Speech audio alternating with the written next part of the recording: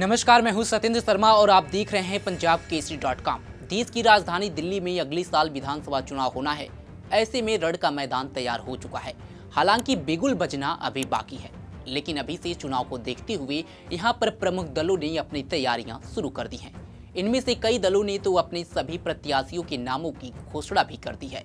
जहां आपने 70 सीटों पर उम्मीदवार घोषित कर दिए हैं, तो वहीं कांग्रेस ने भी 21 उम्मीदवारों की घोषणा कर दी है। लेकिन इन सब के बीच भारतीय जनता पार्टी की तैयारियों पर भी सभी की निगाहें हैं। फिलहाल मिली जानकारी के मुताबिक आगामी विधानसभा चुनाव के लिए भारतीय जनता पार्टी की ओर से गठित राज्य चुनाव समिति ने कुल 70 सीट के लिए लगभग 225 से 230 संभावित उम्मीदवारों के नामों की सूची तैयार की है। पार्टी नेताओं ने इसकी जानकारी दी है। बता दें, 2025 के दिल्ली विधानसभा चुनाव को लेकर भारतीय जनता पार्टी ने तैयारियां तेज कर दी हैं। उनका पूरा फोकस इसी बात पर है कि कैसे इन चुनाव में आम आदमी पार्टी की विजय रथ रोका जाए। इसके लिए दिल्ली बीजेपी नेतृत्व लगातार बैठकों में जुटा हुआ है।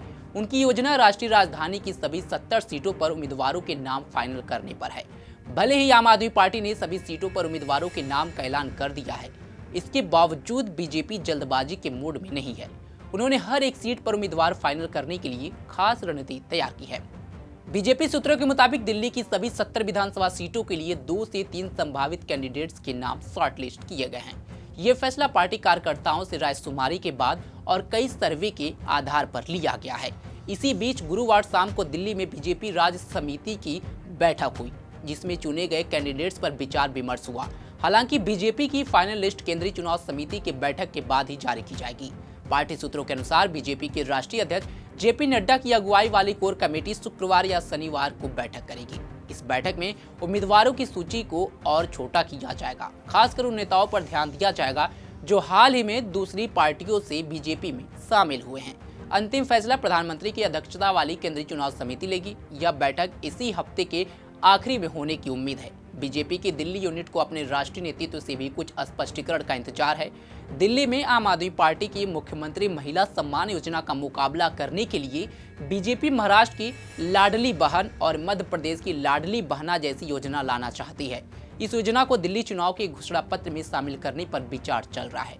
उम्मीद है कि उम्मीदवारों की पहली लिस्ट के साथ ही इस पर भी फैसला आ जाएगा।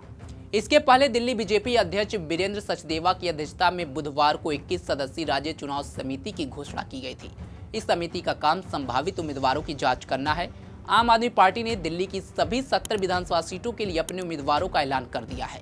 वहीं कांग्रेस ने अब तक 21 सीटों पर उम्मीदवार घोषित किए हैं। इस हफ्ते और उम्मीदवारों के नामों का ऐलान होने की उम्मीद है। बीजेपी अभी अपने पत्ते तो नहीं खोल रही है, लेकिन अंदर खाने तैयारियां खूब जोरों शोरों पर है। हालांकि बीजेपी की तरफ से अब तक जिन नामों को शॉर्ट लिस्ट किया गया है, उनमें दिल्ली भाजपा के कई वरिष्ठ नेता, हाल ही में पाला बदलने वाले अन्य दलों के प्रमुख चेहरे और मौजूदा पार्टी विधायक टिकट के लिए सबसे आगे चल रहे हैं। पार्टी के सूत्रों ने दावा किया है कि नई दिल्ली से पूर्व सांसद प्रवेश वर्मा और सचदेवा के नाम चुनाव टिकट के लिए शॉर्टलिस्ट किए गए हैं। दिल्ली के पूर्व मुख्यमंत्री साहिब सिंह वर्मा के बेटे वर्मा को कथित तौर पर पार्टी ने नई दिल्ली से चुनाव लड़ने को तैयार रहने के लिए कहा है। चर्चा है कि सचदेवा को पटपड़गंज, कृष्णानगर या कस्तूरबा नगर में से किसी एक सीट से मैदान में उतारा जा सकता है। सूत्रों ने यह भी दावा किया है कि कुछ वरिष्ठ नेता जो 2020 के विधानसभा चुनाव में अपने निर्वाचन क्षेत्रों से जीतने में असफल रहे, भी इस दौड़ में हैं। 2020 के चुनाव में भाजपा को केवल 8 सीटें मिली थी।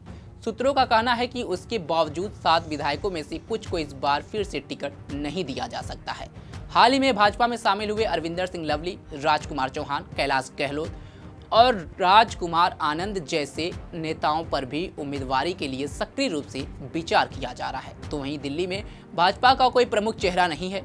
ऐसे बिना सीएम फेज के बीजेपी दिल्ली का चुनाव लड़ेगी। लेकिन 2 नेताओं का नाम निकलकर सामने आ रहा है जो बीजेपी के सीएम उम्मीदवार माने जा रहे हैं। इनमें पूर्व केंद्रीय मंत्री स्मृति ईरानी और भाजपा सांसद मनोज तिवारी सबसे आगे हैं। फिलहाल बीजेपी दिल्ली के इस दंगल में किसे मौका देगी, ये तो लिस्ट आने के बाद ही पता चलेगा।